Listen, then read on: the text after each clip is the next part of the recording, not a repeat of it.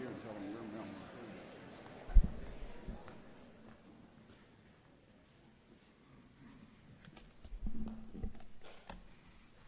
Good afternoon, and welcome to the concluding session of what has been a fascinating and I think very important conference. It's been filled with thoughtful presentations and riveting discussions, and I hope these days have been very profitable for you in the many ways that we look at this complicated topic. On your behalf, let me again thank Professors David Coates and Peter Ciavellis who have planned this symposium.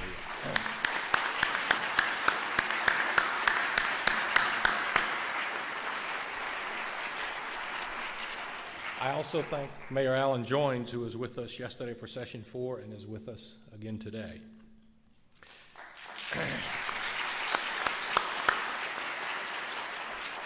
A British Prime Minister was once asked why his job was so hard, and he said, events, my friend. Well, this afternoon we've had an event. Senator Mel Martinez was on the tarmac in Orlando and first had a mechanical problem and then weather moved in. So he will not be able to be with us. And he sends his real regret. He wants to come back to Wake Forest on another occasion. But I'm the bearer of those ill tidings. But there is also good news. We are privileged to have Senator Richard Burr with us, whose role was going to be to introduce Senator Martinez. And at the last minute, he has agreed to give his thoughts on this important subject. And we deeply appreciate his willingness to do this. As most of you know, Richard Burr is a Wake Forest alumnus, and Winston-Salem is his hometown. He has been a tremendous senator representing the people of the state. In the last few weeks, he has been intensely busy as the new ranking member of the Veterans Committee, and we deeply appreciate his taking the time to be with us today. Senator Burr.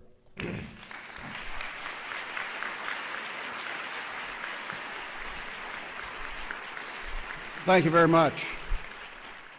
President Hatch, thank you for that kind introduction. Let me assure you, and let me assure you, if it wasn't Winston-Salem and it wasn't Wake Forest University, I'm not sure that I would have as easily agreed to pinch hit for a no-show. It was tough enough for me to commit to come and introduce Mel Martinez. It's even tougher to try to fill in for him. Mel and I are extremely good friends. I had my factual introduction of Mel Martinez all prepared, and I was willing to come in here and tell you some things that you probably would never learn unless I shared them with you, but I will forego those today since he's not here. Let me just say, we are well blessed in this country because people like Mel Martinez commit to serve. He has not only served in the United States Senate, he was the Secretary of HUD. Mel is somebody who truly is committed to solutions. And I emphasize that because much of what I will talk about relative to immigration is truly about the will of the American people to let the legislative process take place. Mel is a devoted father and husband. He immigrated to the United States when he was 15 from Cuba, and he truly is one of the many success stories that we have in the United States from around the globe who now call this country home. It's my understanding that you have had a wonderful, I think, 2 days, and that it's been informative and an opportunity to hear from really all sides, to hear from individuals who are truly experts, to hear from people and organizations that take distinctly different views as it relates to the policy of immigration. Let me make it perfectly clear. I am not here to talk about the policy. I'm not here today to pick a side if there are sides. The purpose of me agreeing to do this is to try to give you some insight as to why this is difficult, why the Congress is influenced by what the American people think, that it is healthy to have an organization come in and say immigration is costly, immigration is unfair, or on the other side, immigration is market-driven, and immigration really is because our economy needs workers. And I would suggest that there's potentially nothing that's wrong, but you can't necessarily assume that it's right. This is an issue that requires a degree of education by everybody to understand the intricacies of it. So let me suggest to you today that my intent is to cover three areas. One, global migration. And when I refer to migration, I mean in and out of areas. Two, North Carolina migration.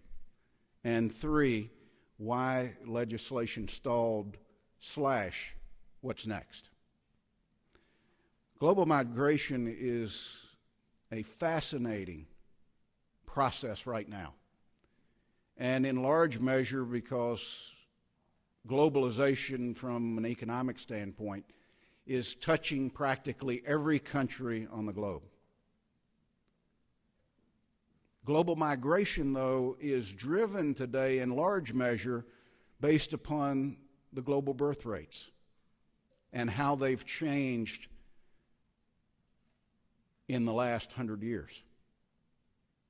Today in Japan, a birth rate that has just risen to 1.32%. When one understands that if you're under 2.1%, you are losing population.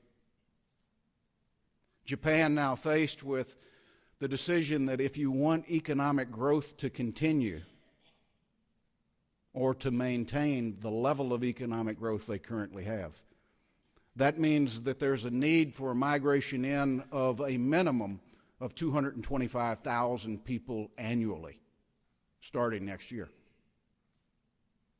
It means that in Western Europe, and I group it together as the EU, with an average birth rate of somewhere in the neighborhood of 1.68%, that they're faced with a situation that as an economic bloc in a global economy, that if you want to maintain growth, then you have to have a policy that attracts the workforce that you need.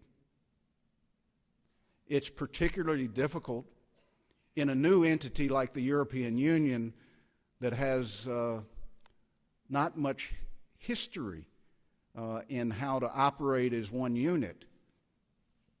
And I predict to you today that one of the most difficult things they will deal with is how one enters in a country in the South and without any knowledge of how they move through the European Union, they end up in a member country in the North.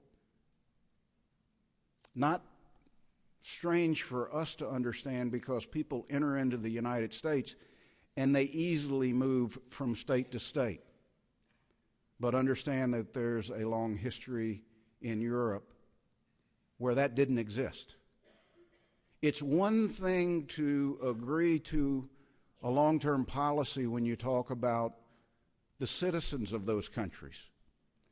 It's another thing relative to this new enterprise that they have entered into to consider it with non-citizens, individuals that they don't necessarily know where they came in, why they came in, where they are, or what they intend to do.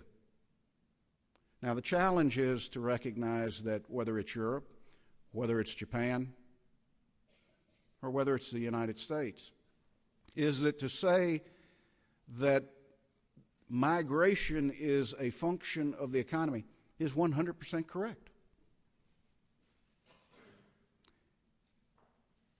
There are other areas in the world today in that global picture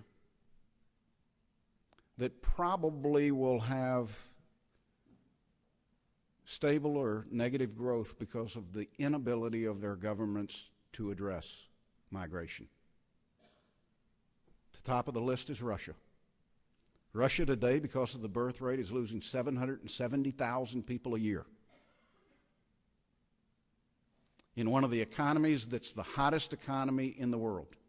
It's very easy for the Russian government and leaders to sit and look at economic growth today and say, we shouldn't be worried about the birth rate, we shouldn't be worried about migration policy because the economy's growing at a rate we never dreamed 5 years ago. The government's flush with cash. I would suggest to you today that's a very short-sighted view, and that will come back to haunt them and other countries that are faced with a similar situation. North Carolina has a whole different challenge. I would suggest to you that we probably wouldn't be looking at the population growth increasing in North Carolina if it wasn't for the dislocation that we went through over 10 years ago of textiles and furniture. That it was actually globalization that woke this state up, and through our realization that traditional manufacturing was not something that we could feel comfortable waking up and having as part of our economy, I think the best and the brightest in this state, many of them in academia, saw the opportunity that we needed to take our citizens and transition them to new areas. I think it's safe to say that we didn't become the fastest growing biotechnology state in the country because we went out and recruited biotechnology companies. We became the fastest growing biotechnology state in the country because we had the academic institutions and we were generating the students with the skills and the education that they needed for their next generation of workforce. And when they looked around the country, only Massachusetts and California had the type of pool that biotechnology needed. Well, if you look at California's reaction to economic opportunity as it relates to how academia influenced it, they made a decision over a decade ago to cap public education as far as the numbers.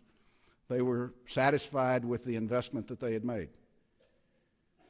And I think it's safe to say that the technology boom of the last decade continues to eat up every student that can be produced out of their educational system. So for any new sector to grow, they were forced to move and find a new location. We were the recipient of that. Why? Because of our kids and our grandchildren, because of the excellence of higher education in North Carolina. What should we learn from that example? Is that when you choose to cut off your potential, you will lose somewhere. We're the recipient today of biotechnology jobs because California made a decision to limit the available workforce for that sector of the economy. I think one could extrapolate that out and say that we as a country, if we limit the availability of individuals to create these new sectors, we will in fact hurt the overall economy of the United States. North Carolina is projected, based upon the Census Bureau numbers, to have a population explosion of 58% over the next 18 years. Let me put that in real terms for all of you. That means for every 2 residential houses we have in North Carolina today, we'll need a third one in 18 years. That means for every 2 roads going to a given point in 18 years, Mayor, we're going to need a third one. It means for every 2 elementary, middle, and high schools, we're going to need a third one. It means for every 2 residential houses, we're going to need a third one. It means for every 2 slots in higher education, Mr. President, we're going to need a third one. Think about that. Think about the commitment that a locality, the education system, public and private, would have to make tomorrow to be able to have an infrastructure in place to handle an increase by a third. Now, some look at that and they suggest shouldn't do it. We want to limit it. I look at it and see a tremendous opportunity to attract the best and the brightest to our country and our state. If there's one thing that I'm truly disappointed in from a standpoint of the immigration debate in Washington is that the things that we could fix and that we should fix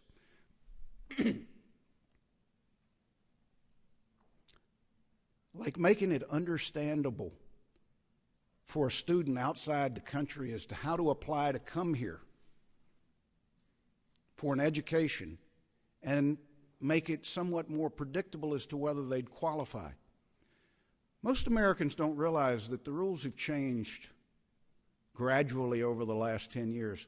But for a student outside the country that wants to come to the United States to get an education, the likelihood is the application process probably involves an investment of somewhere between $500 and $800. Do you realize for a majority of our consulates today, to call and ask a question of an individual about a certain part of the application, whether it's a visa to come here to visit, whether it's an application for a visa to come here to pursue an education, or the application to come here as a permanent resident to seek citizenship, every phone call to that embassy costs you $25.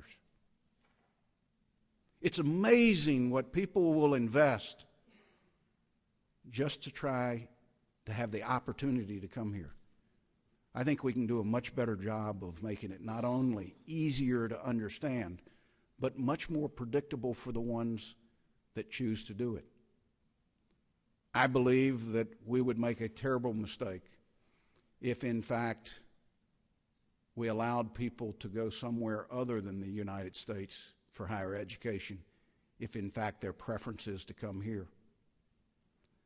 I told the President before I came in, one of the things that I'm focused on right now is how we take the high school graduation rate in the United States, where it's currently 70% of our students graduate on time, and actually set a goal of 100% and a pathway to get there. Why in the world would we limit ourselves to 70% of our kids when Bill and Melinda Gates suggest that of that 30%, more are probably academically gifted than they are academically challenged? By the same standpoint, why would we limit ourselves to the global pool of talented, cream-of-the-crop kids if, in fact, we're in an economy that has no borders? I'm not here to talk to you about globalization, but it's got to be part of the consideration in the debate of immigration and migration. There's no way to hide from it. Because at the way globalization is going today, I can't tell you next May when my son graduates from college, got my fingers crossed. He's going down the road, though. That's a little tougher for me. I can't tell you whether he's going to work in Winston-Salem or Charlotte or Beijing or London. And you know what? It doesn't matter. Because most jobs he could do from any location that he chooses. Thank God we are still the place that people want to come to. And I think because of that, the Congress made a real mistake by stopping the process. But I've got to share with you a little bit about the process. And clearly the spotlight was on the United States Senate. It wasn't on the House.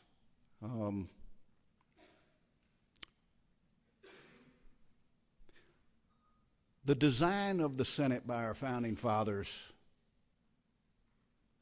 meant that in the absence of a majority of America being for something, the default was nothing happened.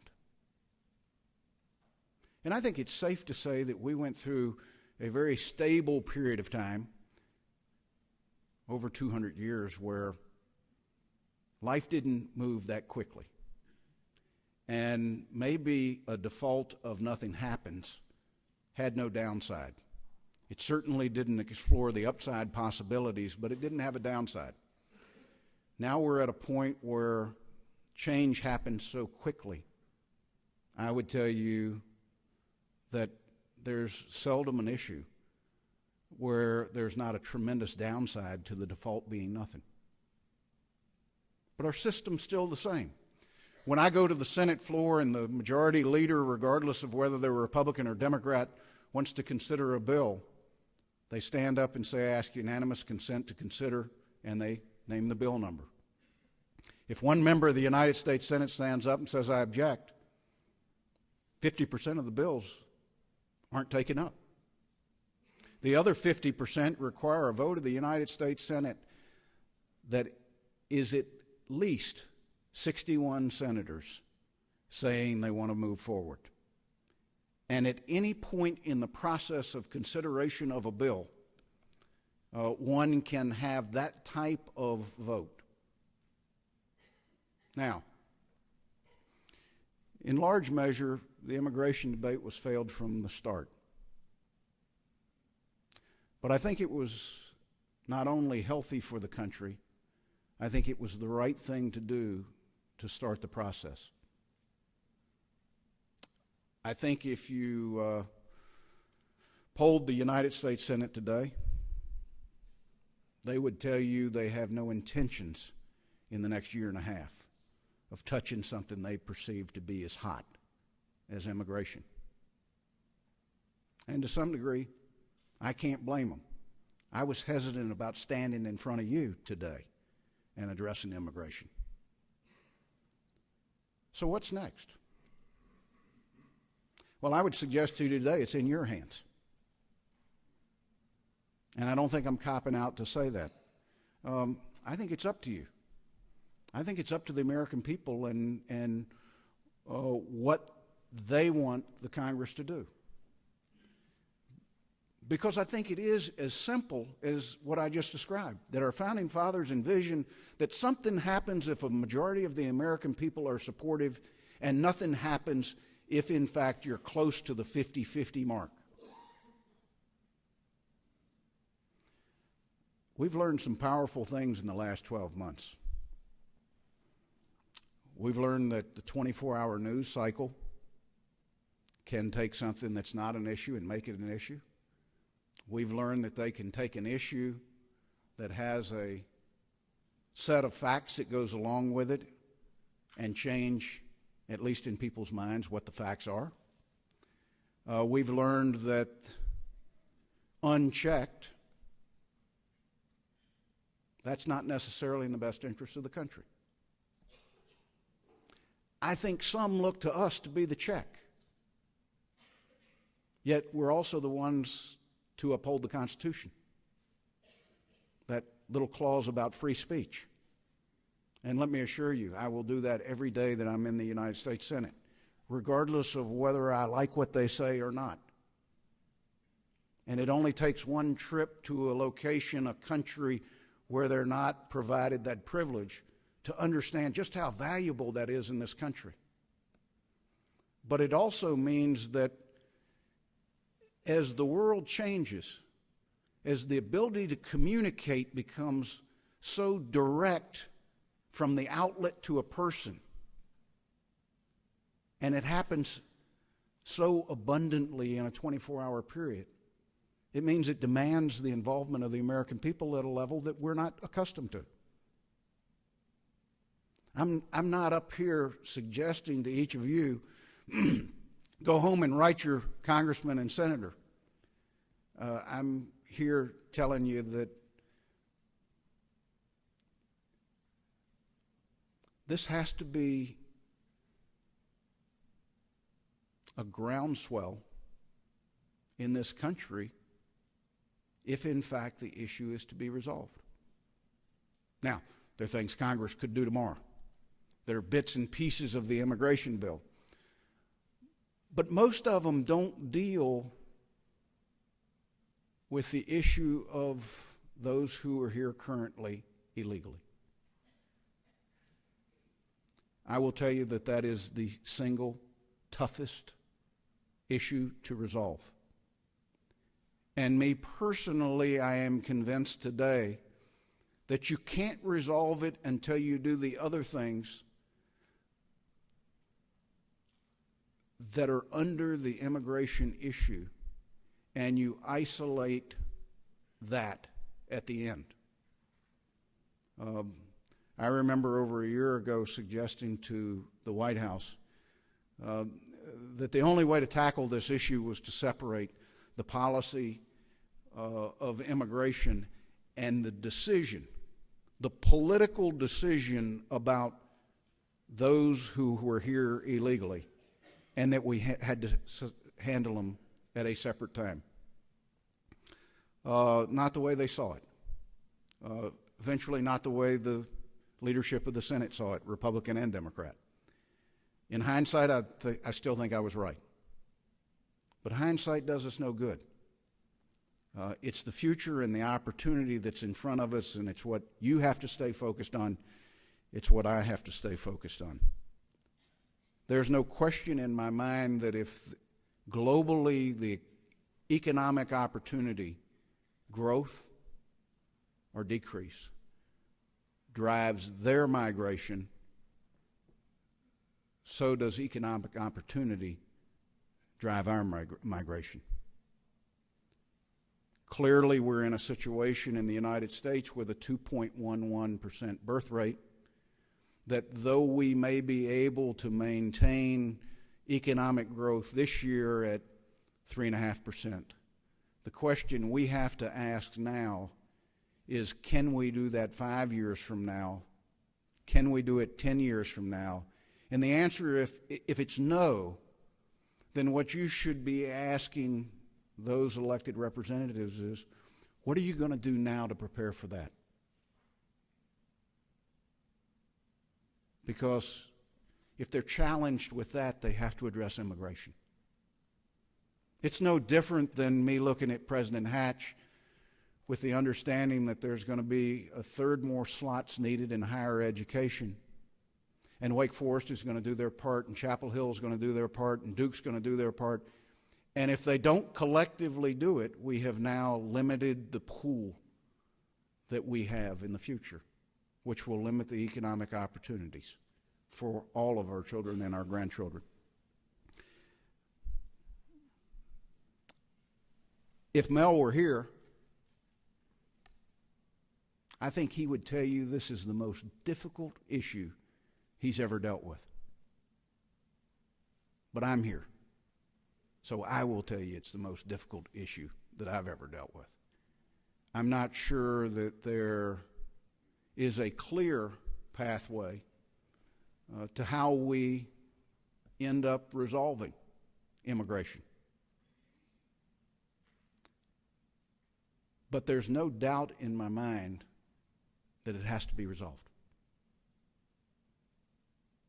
That regardless of what the end legislation looks like, this is an issue that needs to chart what our future looks like and needs to communicate to people inside the country and outside the country what our rules and laws as it relates to immigration look like for the future.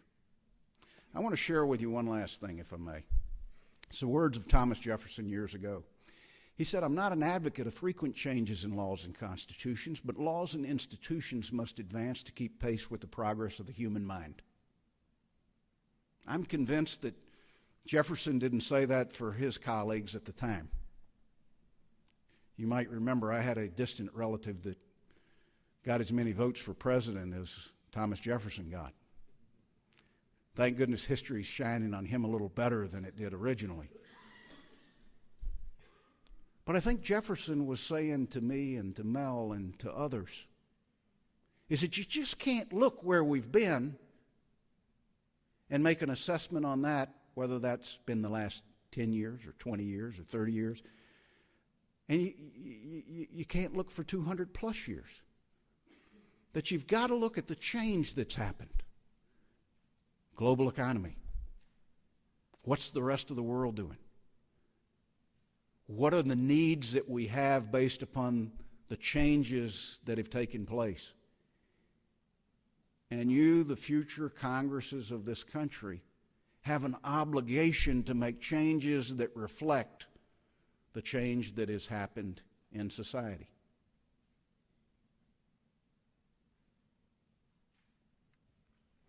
If you believe that's what he intended those words for, then Congress really is challenged to not only address this issue, but to address many of the issues that I think affect the quality of life, not just of people here, but of people around the world.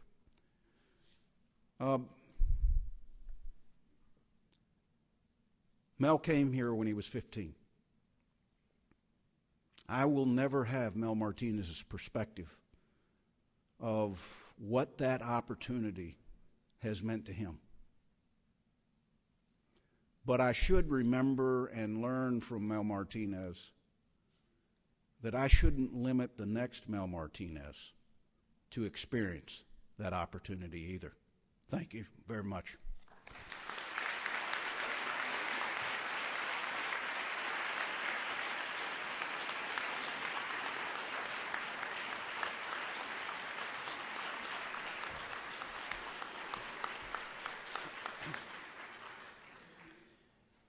Ladies and gentlemen, it's my privilege and honor to begin the process of drawing this conference to a close, and I will in a moment play my part in that before Peter Ciavellis joins me here. I will do that by expressing our thanks to Senator Burr. But before I pay tribute to him, I would just like to pay tribute in two other places too. I first of all would like to pay tribute to the University President Nathan Hatch for having the vision and the commitment to underpin this conference and to set in motion the entire Voices of Our Time series. It's an important role for this university. I think that this conference has demonstrated that, as so many voices of our time do, and I think our debt to him is enormous.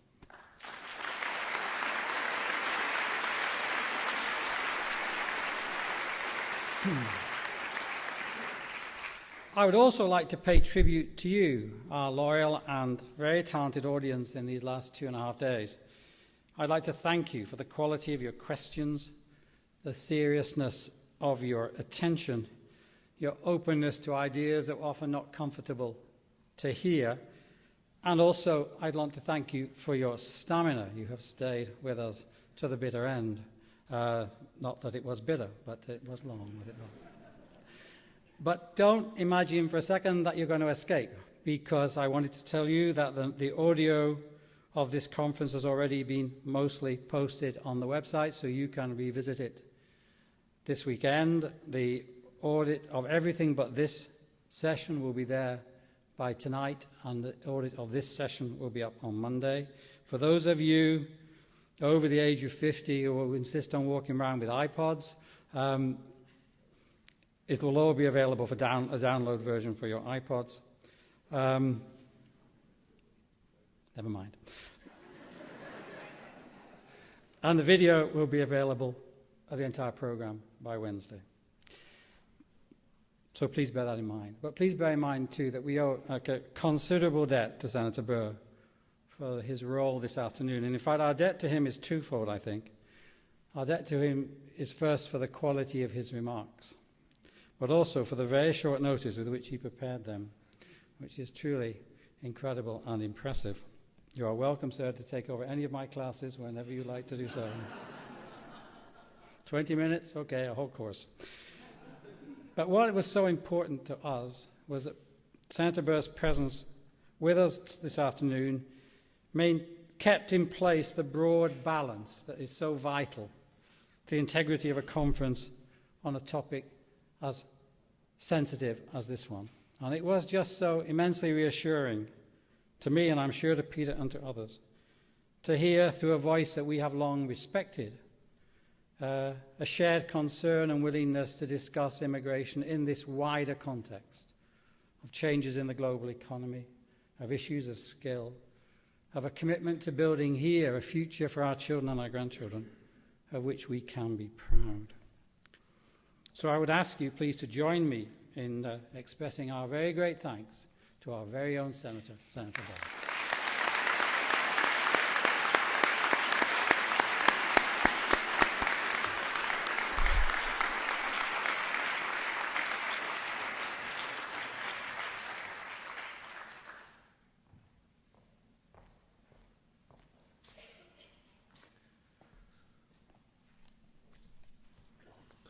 Welcome, everybody. A conference of this magnitude does not come about easily, and it relies on the help and support of many individuals. First, I want to thank all of you, again, our attendees, for the quality of your attendance, participation, remarks, and questions. I also want to thank our participants, some of whom are here, for doing a top-notch job to present a series of some of the most engaging presentations I've ever heard in a very, very long time.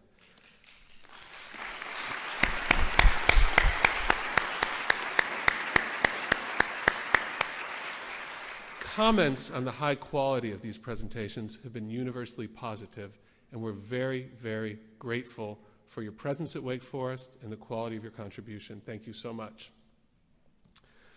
I also want to thank our president, Nathan Hatch, for his vision and his inspiration and leadership in putting together the Voices of Our Time series and encouraging us to organize this conference on a very central issue facing our country. I also want to thank those that are so central to the organization of this conference, in the President's office and in media relations, and especially the crucial work of Sandra Boyette, Pam Barrett, and Jennifer Richwine, who you don't see here, but we've seen very, very often over the last few months, and we're very, very indebted for their help in putting on this fabulous show. So I'd like to give them a hand as well.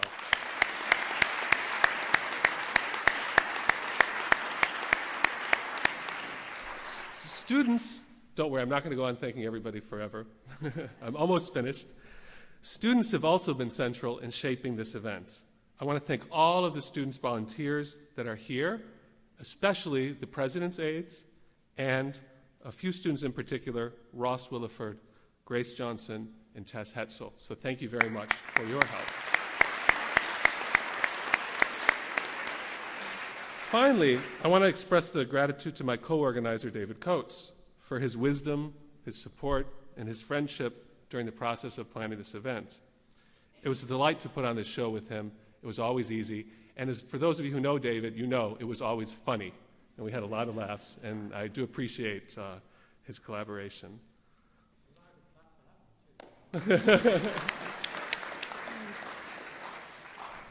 This conference, Immigration, Recasting the Debate, has produced lively, productive debate, analysis of problems and solutions from a whole variety of perspectives. And though it's ending, and is ending in a way that we didn't necessarily expect, we really don't see this as the end. We really see this as the beginning of a community dialogue that we hope continues well after this conference. And we hope that this dialogue continues in an informed, civil, and considerate way, and that it will continue in our university, in our community, and nationwide. Thank you very, very much for your support, and thank you to all of our panelists here today.